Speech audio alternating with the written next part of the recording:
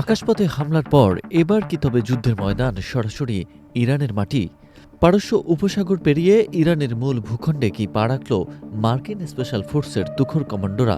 White হাউসের রণকৌশল আর পেন্টাগনের গোপন অভিযানে কাঁপছে এখন তেহরান। শুরু হয়ে গেছে কি তবে যুদ্ধের এক চূড়ান্ত সংঘাত? মার্কিন নেভি সিলস আর আর্মি রেঞ্জার্সদের বুটের শব্দ কি তবে পারস্যের বুকে এক নতুন নরক তৈরি করতে যাচ্ছে? এদিকে ৩রা এপ্রিল রাতে ভূপাতিত হওয়া F-15E যুদ্ধবিমানের নিখোঁজ পাইলটকে উদ্ধার করতে ইরানের গভীরে চলছে রুদ্ধশ্বাস সার্চ অপারেশন। গত কয়েকদিন মধ্যপ্রাচ্যে এসে পৌঁছেছে মার্কিন নেভি সিলস এবং আর্মি রেঞ্জার্সদের কয়েকশো জানবাজ কমান্ডো। পেন্টাগন সূত্রে খবর, ইরানের কৌশলগত দ্বীপ খার্ক এবং উপকূলীয় এলাকায় লিমিটেড গ্রাউন্ড অপারেশন বা সীমিত স্থল অভিযানের ছক এখন চূড়ান্ত। ৩৫০০ সৈন্যবাহী যুদ্ধজাহাজ ইউএসএস ত্রিপোলি ইতিমধ্যেই সেন্টকমের দায়িত্বপ্রাপ্ত এলাকায় পৌঁছেছে, যা ইরানের জ্বালানি খ্যাত হৃৎপিণ্ড খ্যাত খার্ক দ্বীপ দখলের ইঙ্গিত দিচ্ছে। এরই মাঝে গত ৩রা এপ্রিল রাতে দক্ষিণ পশ্চিম ইরানে একটি মার্কিন F-15E যুদ্ধবিমান ভূপতিত হলে পরিস্থিতি ভয়াবহ রূপ নেয়। নিখোঁজ পাইলটকে উদ্ধারে ইরানের ভেতরে মার্কিন কমান্ডোদের একটি রুদ্ধশ্বাস সার্চ অপারেশন চালানোর গুঞ্জন এখন তুঙ্গে। পেন্টাগন জানিয়েছে, একজন ক্রু উদ্ধার হলেও অন্যজনের খোঁজে ইরানের দুর্গম এলাকায় চিরুনি অভিযান শুরু করেছে এই স্পেশাল ফোর্সের টিম।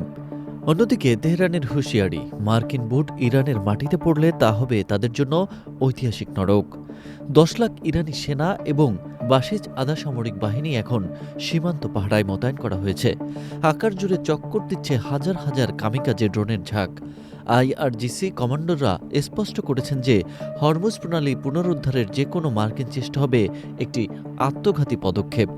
ইরানের প্রতিরক্ষা ব্যবস্থা এখন উচ্চ সতর্কতায়।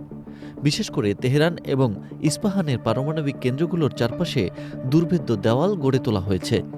মার্কিন কমান্ডোরা যদি সত্যি স্থলপথে কোনো অভিযান চালায়, তবে ইরান তার সর্বশক্তি দিয়ে পাল্টা আঘাত হানার প্রস্তুতিও নিয়ে রেখেছে। প্রেসিডেন্ট ডোনাল্ড ট্রাম্প গত কয়েকদিন তার সুর আরও চড়া করেছেন। তিনি হুমকি দিয়েছেন যে ইরানকে প্রস্তুর যুগে পাঠিয়ে দেওয়া হবে এবং আগামী ২ থেকে ৩ সপ্তাহের মধ্যে দেশটিতে চরম আঘাত হানার পরিকল্পনাও চলছে। ট্রাম্পের ভাষায়, আমরা এখনও ধ্বংসযজ্ঞ শুরুই করিনি।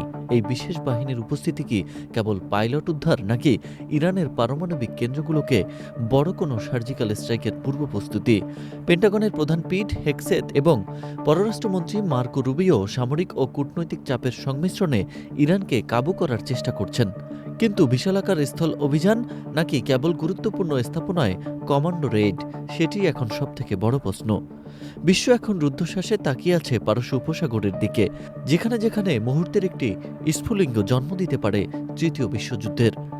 মার্কিন কমান্ডোদের এই গোপন অভিযান কি পারবে নিখোঁজ পাইলটকে ফিরিয়ে আনতে? ট্রাম্পের এই ঐতিহাসিক আঘাতের হুমকি কি ইরানকে পিছু হটতে বাধ্য করবে, নাকি ১০ লাখ ইরানি সেনাদের প্রতিরোধে মার্কিন বাহিনী এক দীর্ঘস্থায়ী চোরাবালিতে আটকা পড়তে যাচ্ছে? তা এখন সময়ের অপেক্ষা।